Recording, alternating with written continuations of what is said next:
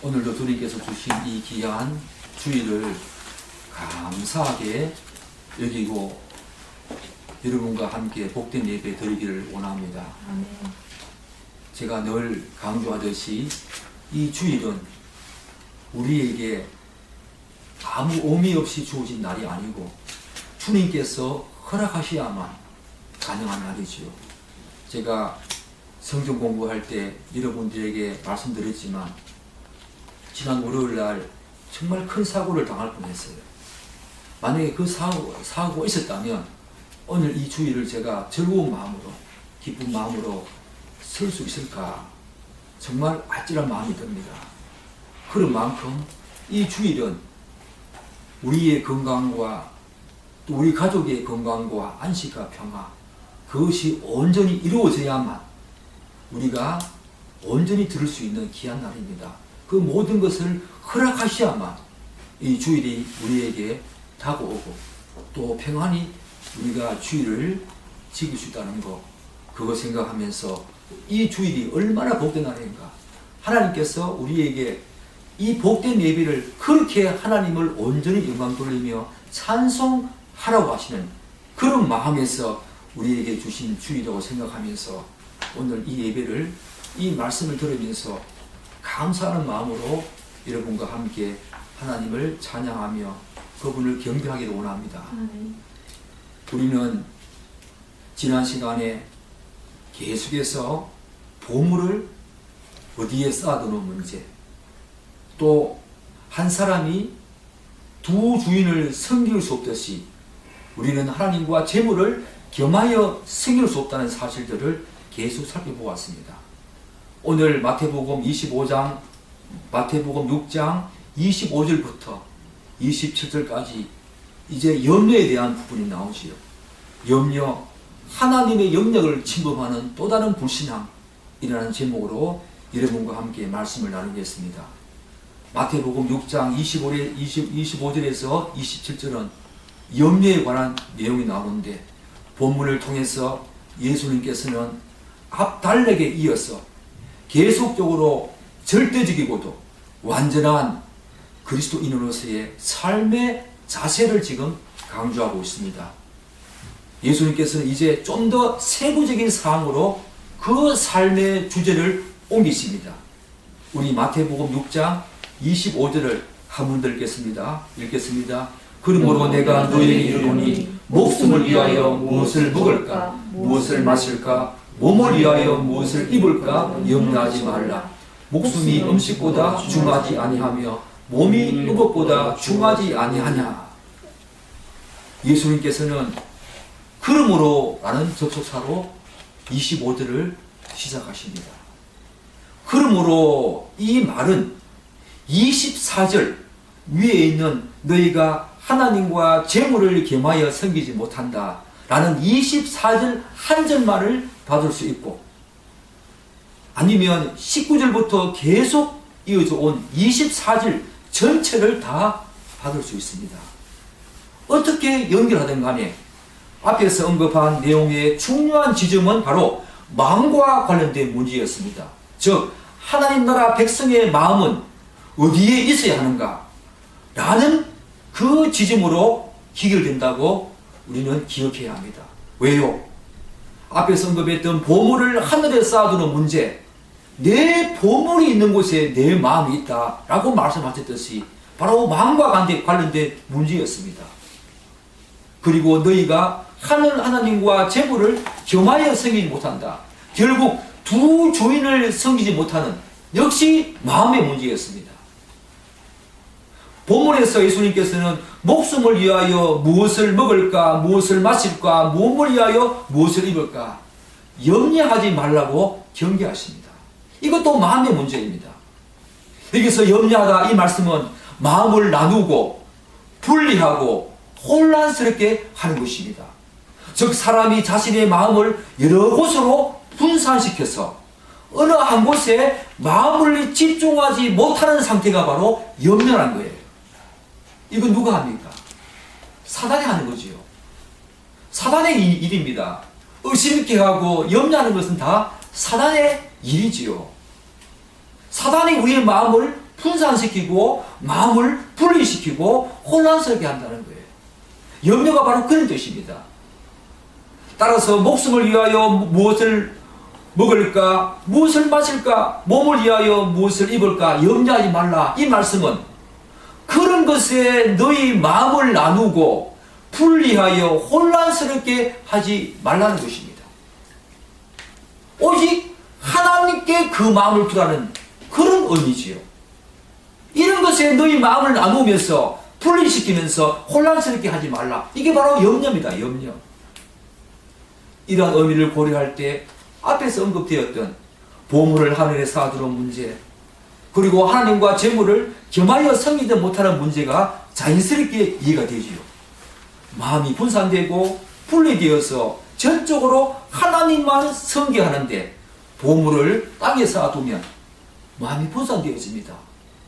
하나님과 재물을 겸하여 섬기면 마음이 분산되어지고 나누어지고 혼란스럽게 되기 때문에 예수님께서는 보물을 하늘에만 쌓아두라, 하나님만 섬겨라, 이렇게 지금 말씀하고 있는 거지요. 지금 동일한 주제를 계속 이어서 오고 있습니다. 같은 주제입니다. 사실 오늘 언급되었던 무엇을 먹고 마시는 문제, 이게 넓게 보면 우리의 의식주와 관련된 문제이지요. 그런데 예수님께서는 무엇을 먹을까, 무엇을 마실까는 목숨, 즉 생명과 관련시키고, 무엇을 입을까, 이 주제는 몸과 관련시키면서 이런 부분에 대해서 염려하지 말고, 의심하지 말고, 걱정하지 말고, 근심하지 말라고 우리에게 지금 교훈하고 있습니다.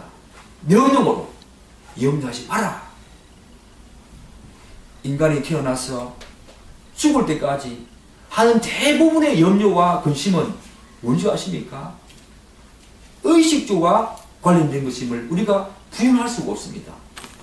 자신의 의식주 문제, 자녀의 의식주 문제, 친척들의 의식주 문제, 먹고 살고 마시고 자는 문제, 있는 문제, 다 그런 문제죠.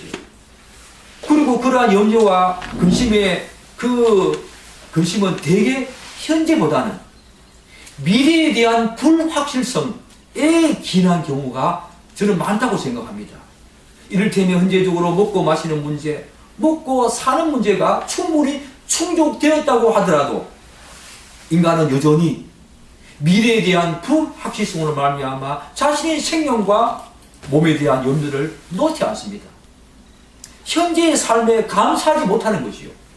여러분, 이 부분을 자세히 읽어보면 결국 우리가 염려하는 이유가 뭡니까? 현재의 삶에 감사하지 못하는, 거기서 현재의 그것들이 충족되었다 하더라도 미래에 대한 불확실성, 그것 때문에 또다시 인간은 먹고 사는 문제, 있는 문제에 끊임없이 염려하면서 근심하면서 살아간다는 거예요.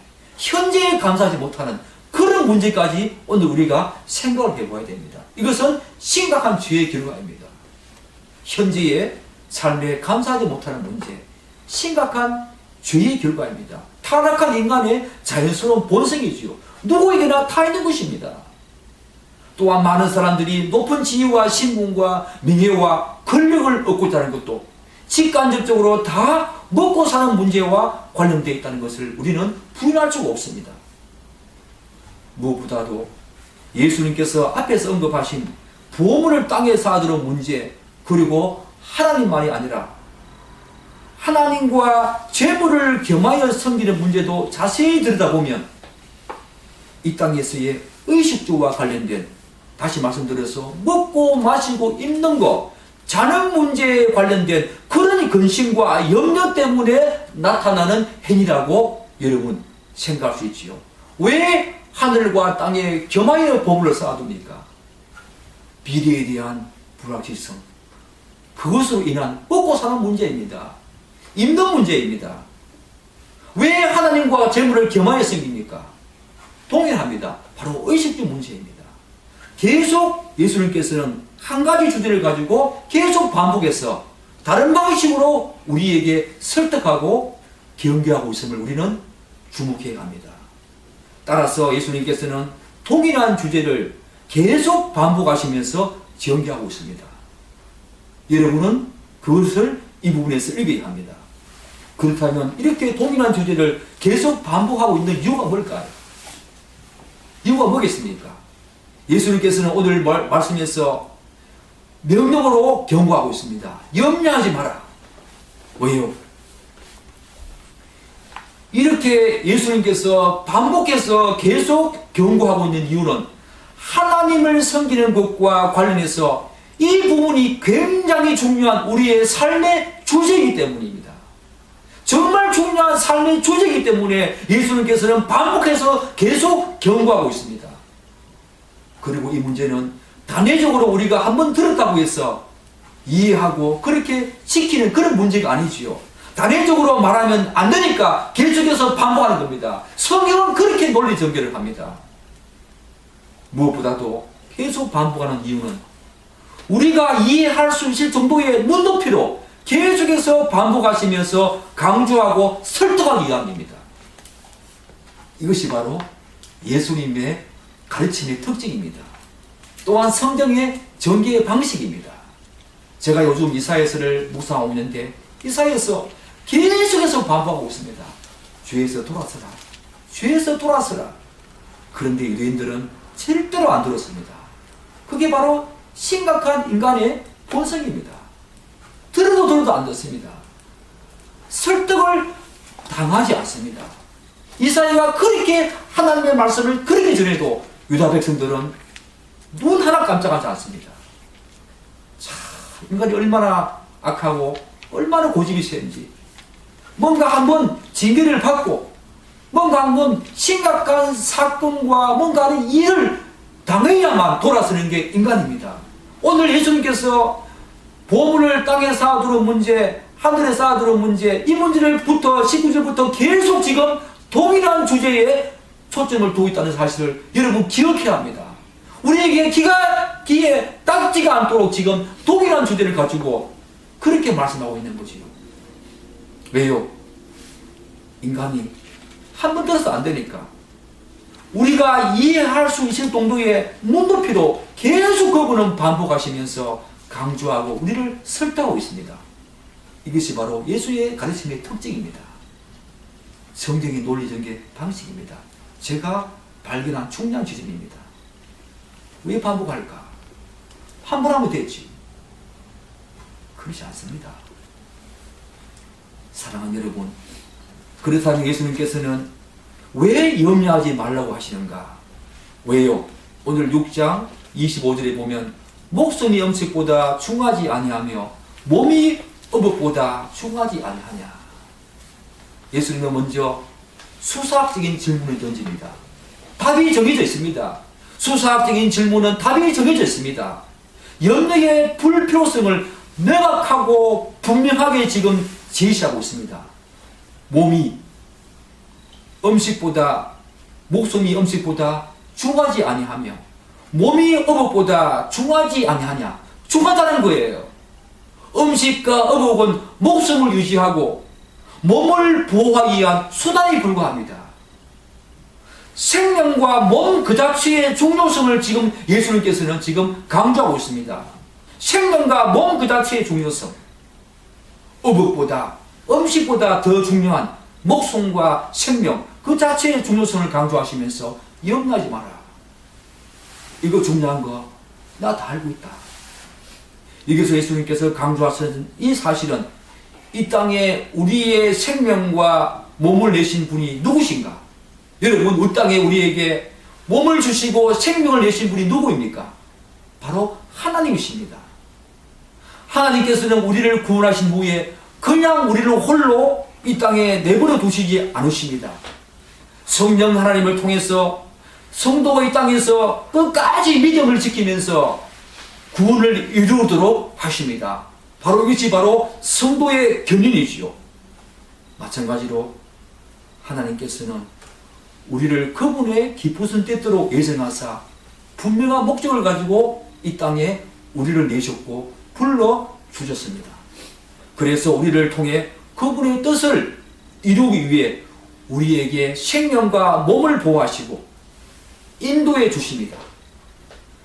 그렇게 하지 않으신다면 그분은 언약에 신실하신 하나님이 아니십니다. 이 사실을 수사학적인 질문으로 확언하고 계시고 강조하고 있는 겁니다. 예수님께서는 이미 성부 하나님은 그분의 일반 은총을 통해서 모든 사람들에게 차별하지 않으시고 공평하고 평등하게 그분의 그 무차별적인 사랑을 부어주신다는 사실을 이미 앞에서 언급했습니다. 언제요? 마태복음 5장 45절을 보면 이런 말씀이 있지 않습니까? 하나님이 그 해를 악인과 선인에게 비추시며 비를 어려운 자와 불의한 자에게 내려주십니다. 해와 비는 모든 피조물이 생존하는 데 필수 불가결한 요소를 상징하는 그런 표현이지요. 하나님께서는 타락한 이후에도 악인이든 선인이든 어려운 자든 불의한 자든 그들을 차별하지 아니하시고 지금도 여전히 그분의 일반 은총을 통해서 그분의 그 사랑을 모든 피조물들에게 내려주시고 있습니다. 하물며 여러분과 저같이 특별 은총을 통해서 하나님을 알고 믿음으로써 그분의 자녀가 된 하나님의 백성들, 그들의 생명을 보존하시는 것은 그분의 당연한 책무이자 아버지로서 자녀들을 향한 사랑의 정도입니다. 그렇게 하시지 아니하시면 그분은 우리 아버지가 아니시지요. 오늘 예수님께서는 그 말씀하시지요. 염려하지 말라.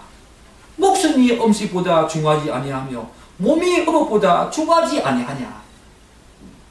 이 사실을 기억해야 합니다. 그러나 인간은 이렇게 당연하고 합당한 이 사실을 머리로는 이해하고 받아들인다고 하더라도 자신의 삶 속에서 온전하게 수용하거나 믿지 못해서 끊임없이 염려하며 살아갑니다. 저도 그랬습니다. 아마 여러분도 그랬을 겁니다. 지금도 그럴지도 모르겠습니다. 따라서 이 수사학적인 질문은 이 사실을 제대로 인지하지 못하는 어리석은 인간에 대한, 특별히 하나님 백성들에게 하시는 말씀이다 라고 하는 측면에서 여러분과 저에 대한 예수님의 우회적인 지적이자 책망이기도 합니다. 왜 하나님의 백성이 되어서 하나님의 자녀가 되어서 지금도 여전히 염려하며 살아가느냐? 왜 마음을 분산시키고 분리시키고 혼란스럽게 해서 하나님만을 섬겨야 되는 너의 그 마음이 왜 이 땅에 마음을 두고 재물에 마음을 두면서 그렇게 살아가느냐 라고 하는 하나님의 책망이자 지적입니다.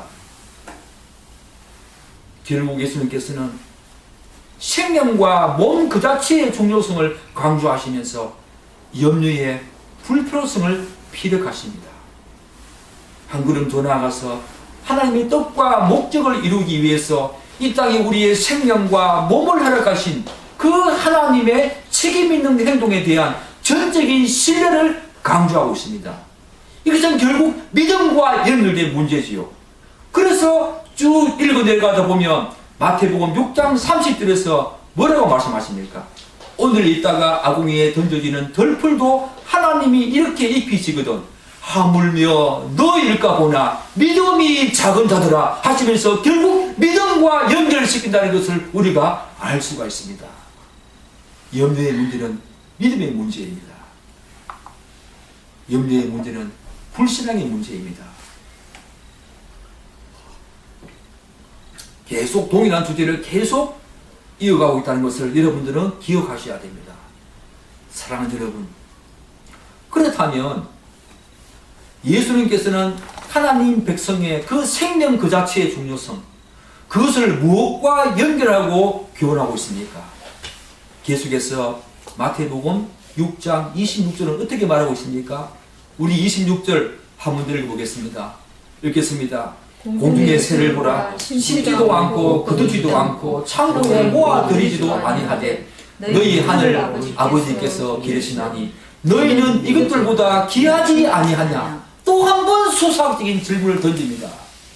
이 수사학적인 질문이 그 다음 절까지 계속 이어집니다.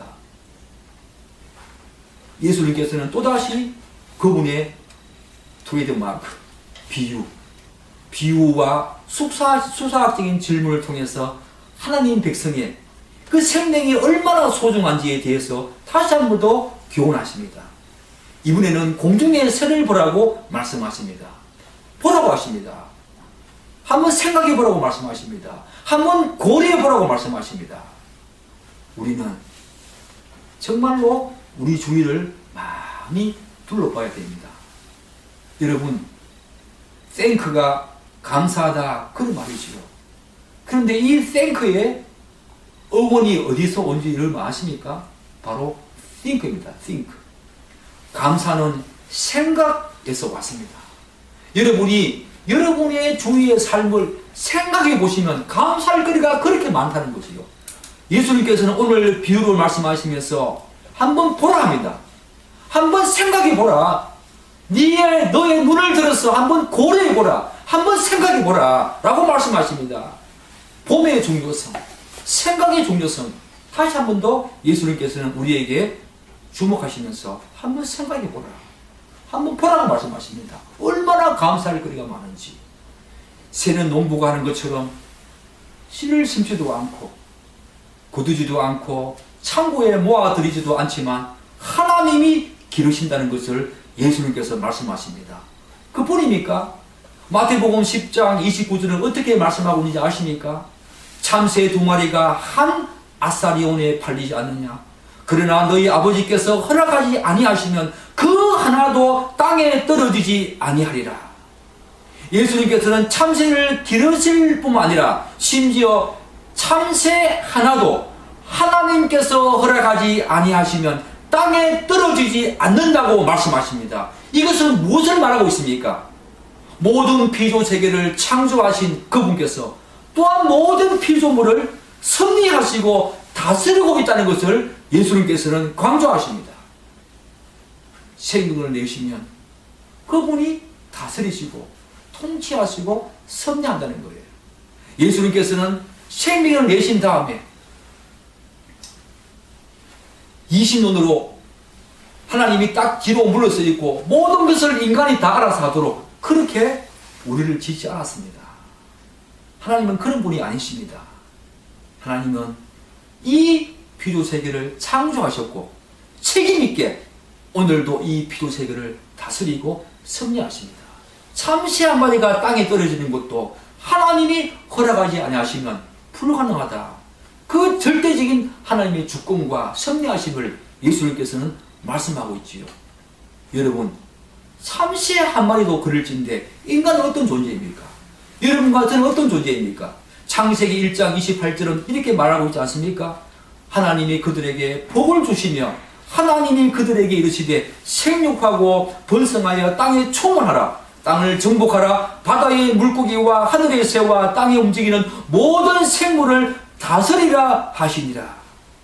사랑하는 여러분, 무엇보다도 하나님께서는 자신의 형상과 모양대로 창조한 인간에게 복을 주셨다라고 말씀하십니다. 그뿐만 아니라 전 우주 곧 피조세계에 대한 대표권과 통치권을 주셨습니다. 이것을 인간에게 부여한 우주 위임권이라고 합니다. 우리는 그 새들보다 귀하지 않습니까? 왜요? 우리는 하나님을 대신해서 하나님이 우리 인간에게 그 모든 피조세계, 모든 우주 만물을 다스릴 수 있도록 하나님 우리에게 대표권과 통치권, 다시 말씀드려서 우주 위임권을 우리에게 주신 분이십니다. 그렇기 때문에 참새보다 우리가 귀하지 않습니까? 그 참새도 하나님이 기르시는데 하물며 너희들의 몸과 너희들의 생명은 어떻게 했느냐? 그렇게 말씀하고 있는 겁니다. 아담과 하와는 인간의 대표이자 모든 피조세계의 대표입니다. 그 대표인 우리 인간, 그 몸과 그 목숨은 얼마나 더 귀하겠느냐? 하나님이 다 알고 계시다는 거예요. 우리보다 더. 그 정도로 하나님께서는 다른 피조물보다 인간에게 더 특별한 관심과 사랑을 주셨습니다. 그래서 모든 피조세계의 중심에 인간을 두실 만큼 인간은 하나님의 가장 중요한 초점의 대상이 되었다는 것이요. 특히 26절 이 본문에서는 공중에 새를 기르시는 분을 누구라고 지금 언급하고 있습니까? 한번 찾아보십시오. 공중에 새를 기르시는 분을 누구라고 언급하고 있습니까?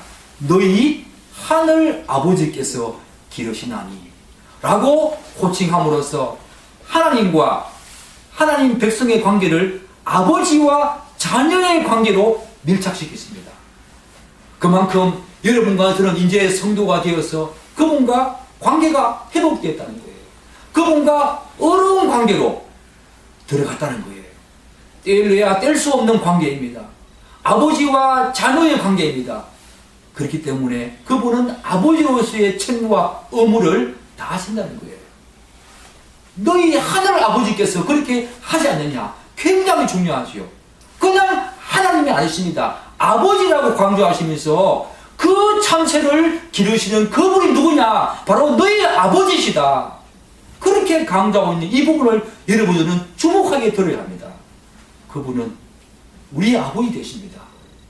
그래서 예수님께서는 여기에서 아버지로서의 책무와 의무를 강조하십니다.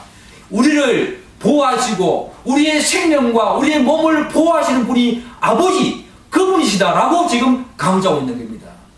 만약에 우리의 생명과 몸을 보호하지 않는 분이 하나님이 아니시다면 그분은 우리 아버지로서의 책무와 의무를 다하는 것이 아니지요. 직무유기하는 거지요. 그렇다는 겁니다. 얼마나 위안이 됩니까? 그분이 우리 아버지시다.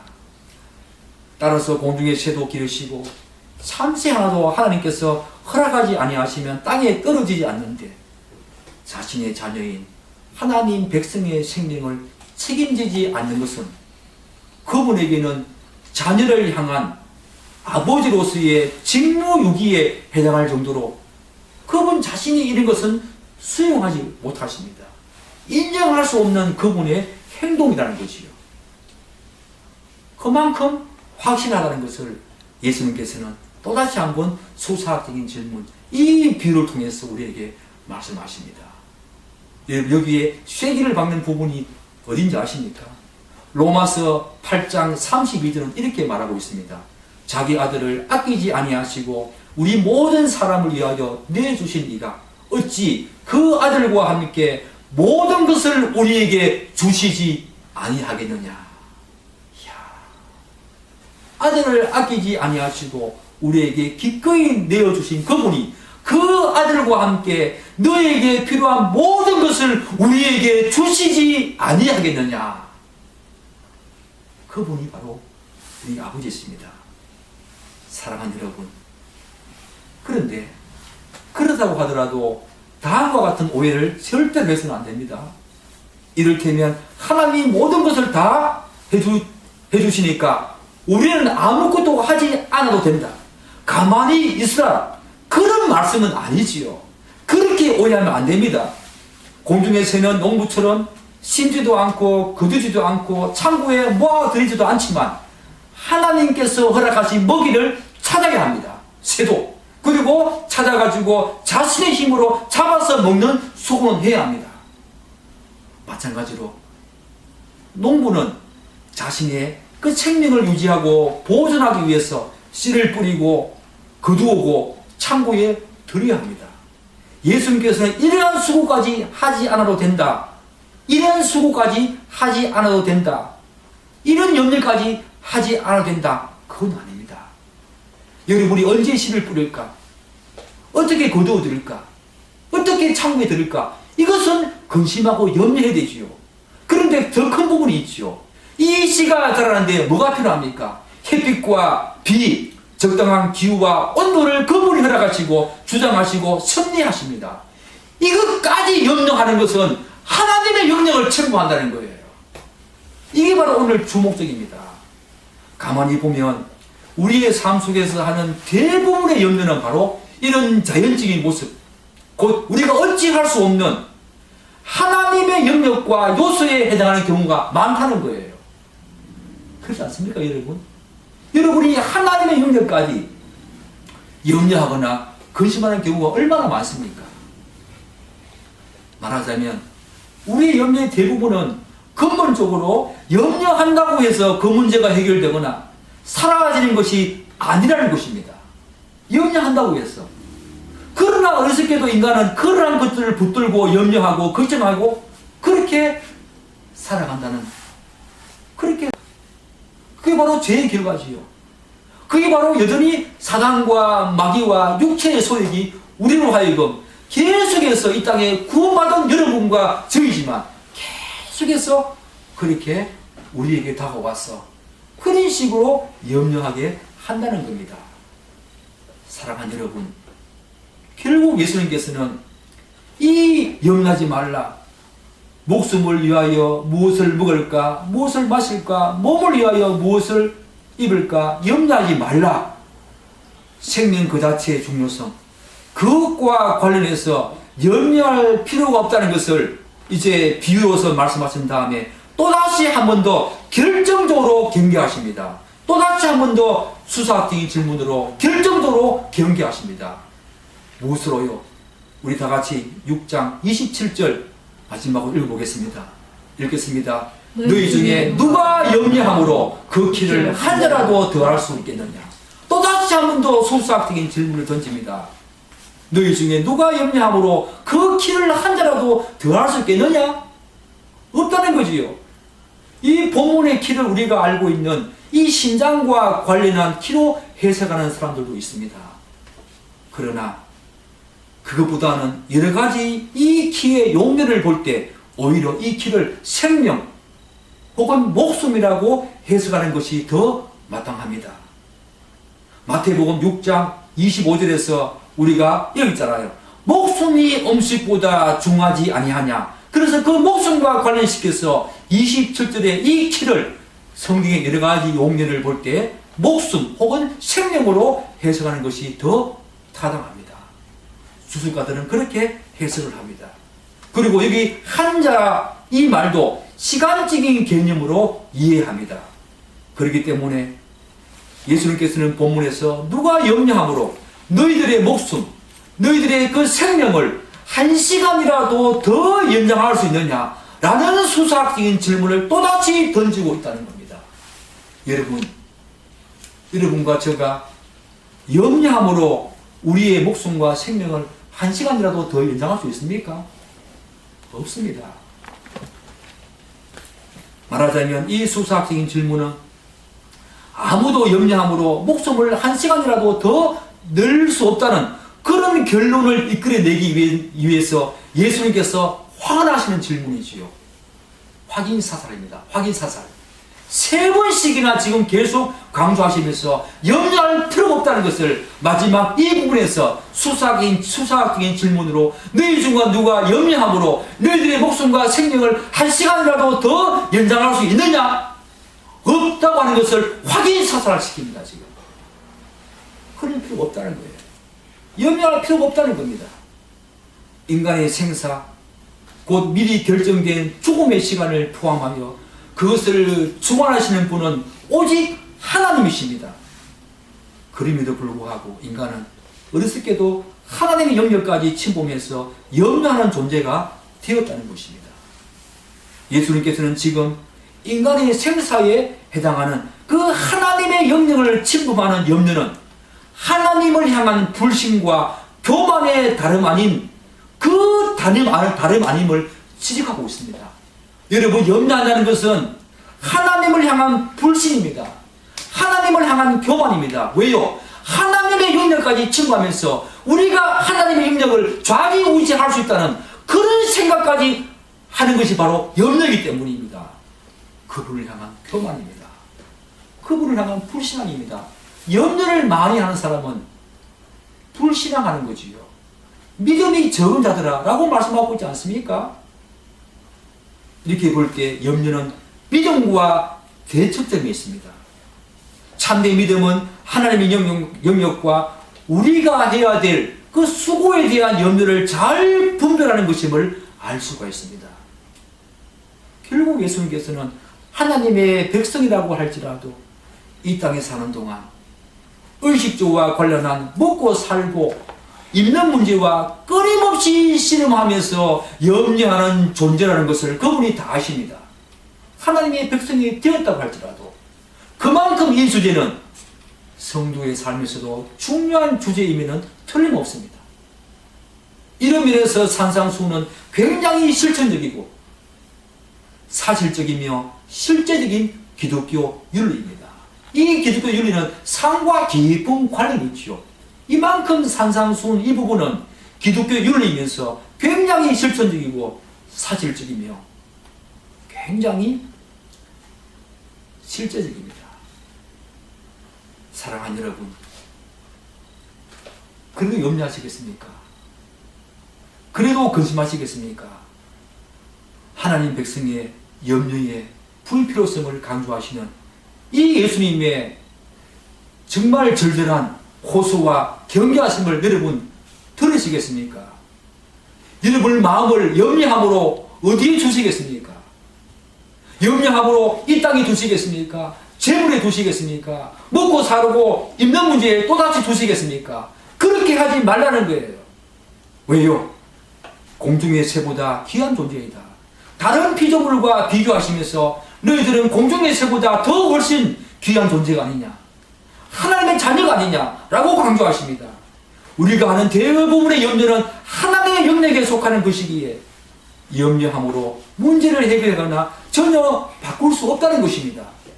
그럼에도 불구하고 여러분과 제가 끊임없이 염려한다는 것은 불신앙이지요. 불신이지요. 이제 하나님의 백성된 자들은 염려함으로써 또 다른 불신앙과 교만을 드러내지 말아야 합니다. 오히려 하나님을 전적으로 신뢰하고 의지해야 합니다. 그것을 지금 예수님께서는 강조하고 있습니다. 이제 하나님 백성된 자들은 하나님 말을 전적으로 신뢰하고 의지해야 한다. 불신앙과 염려함으로 말미암아 다른 곳에 마음을 분리시키고 마음을 빼앗기지 말아라. 그렇게 예수님께서는 우리에게 경고하고 있습니다. 그래서 우리들에게 절대적이고도 완전한 그리스도인의 삶을 살아가라고 교훈하시는 예수님의 이 말씀에 우리는 순종해야 합니다. 사랑하는 여러분, 저도 이 말씀을 듣기 전에 많은 염려를 했던 것을 기억합니다. 여러분도 그럴 것입니다. 미래에 대한 불확실성 때문에, 먹고 사는 문제, 힘든 문제 때문에 얼마나 많은 염려했습니까? 그런데 오늘 예수님께서 말씀하십니다. 너희들이 공중의 새보다 더 귀하지 않느냐? 너희들이 나의 자녀이지 않느냐? 내가 책임진다. 하늘 아버지로서 내가 책임진다. 그것이 바로 아버지의 책무이자 의무이다. 그것을 책임지지 아니하시고 그 의무를 다하지 않는 하나님은 하나님이 아니시다고 하는 그런 것만큼 우리에게 강조하시면서 이제 염려하지 말고 너희 마음을 어디에 두겠느냐? 아버지께 두어라. 그것이 바로 믿음이다 라고 말씀하십니다. 사랑하는 여러분, 이번 한 주 동안에 여러분의 삶의 곳곳에서 우리가 할 수 없는, 우리가 염려한다고 해서 바꾸어지지 않는 그런 곳에 우리의 마음을 분산시키고 우리의 마음을 분리시키고 나누지 말고 오직 나의 아버지 되신 그분께 내 생명과 내 몸을 전적으로 내어 맡기고 신뢰하면서 살아가는 여러분 되시기를 간절히 축복합니다. 그런 여러분의 일생이 되기를 간절히 축복합니다. 기도하겠습니다.